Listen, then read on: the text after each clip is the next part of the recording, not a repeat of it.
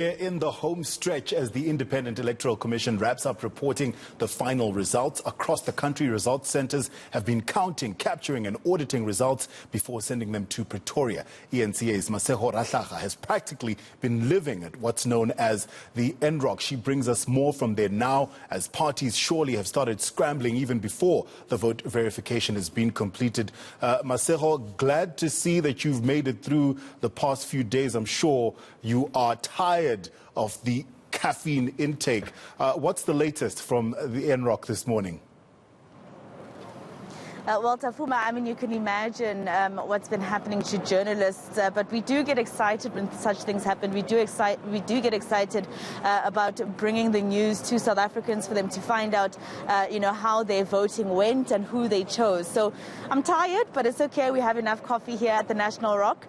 In terms of how it's going, we are 97%, 98% actually. It was 97% complete nationally just a few moments ago, but now we are at 98% complete. So we're almost there. And in terms of how it's looking nationally, the ANC still retaining the lead, but obviously at only 45%. They usually would be at 50 and above. So there is some disappointment from the party. But as you heard from the top six yesterday, some members of the top six, as well as the electoral head, Fikile Mbalula, they were admitting that there are some problems, but they think that they've done well, considering the fact that they had a month to campaign. And he says their trump card was, in fact, the president of the ANC, Cyril Ramaphosa. But there are political parties here. When I was here earlier, there weren't a lot, but they've started to really come in. And the first person I'm going to speak to, Tafuma, is Ntate Apapoe. He's the SG of the PAC. Ntate Apapoe, what do you think of your performance? It's 98% complete so far. Where have you performed well? We are very happy and satisfied that we are meeting our target. Our target was to double the number of councillors that we are having, and currently we are about to reach that target. The good thing also is that we are part of political parties that are kingmakers in the Nelson Mandela Metro, here in Gauteng and Fuleni. So we'll play a very crucial role as an organization. We are still expecting a seat in Tshwane and Ekurhuleni. We are still expecting some seats in Limpopo and Eastern Cape. All right, and in terms of the competition here in the cities of Gauteng, the competition there is very, very rife. People are really competing in this particular province and the metros here. How's the PAC faring there?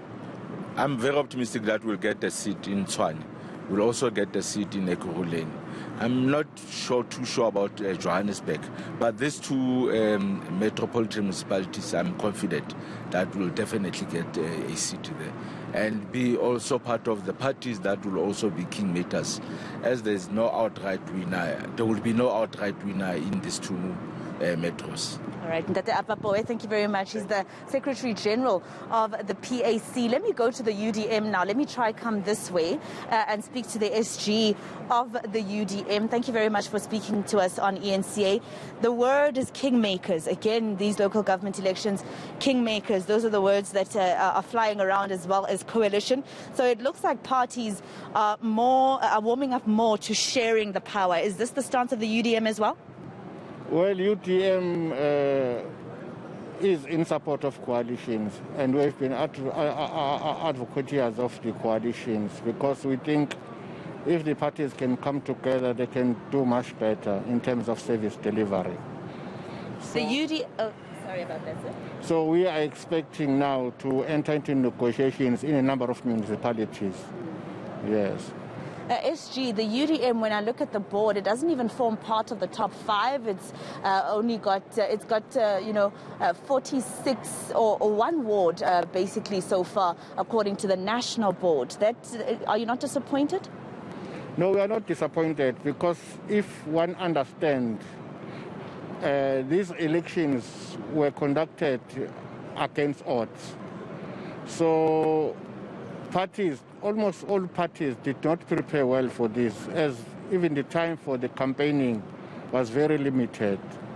But we are thankful for what we have received. We are still waiting for other municipalities that are still counting, like the metros in Johannesburg, Ekurhuleni, And you can see that in Nelson Mandela Bay, we have secured a seat there. Thank you so much, sir, for speaking to us. We have to wrap now, but there you go, Tafuma. So nationally, let me tell you something very quickly. The Gauteng province and the metros here, that is where the competition is. The ANC and DA head-to-head in the capital, where I am right now, 32%, 30%. That's not a big margin. Then they are followed by the EFF. Who's going to partner with who in these metros? Ekurhuleni, the last time, the ANC was at 49% and only needed 2%. So they approached smaller parties. This time, 39%. So they need about 11% to be able to rule in that particular metro. The city of Joburg, the ANC also still leading there, but they'll definitely need a coalition. People saying no. The KZN province is also no longer a province that is only a province for two parties. It's not a two-party province anymore. Action SA has taken a ward in Newcastle. So these elections are going to be very interesting, and all the hung metros and who's going to lay in bed with who is what we're looking forward to. An interesting few days ahead, definitely. Thank you so much. Stay tuned for more with Masego from the NROC throughout the morning. Masego Rahlaga for us in Pretoria.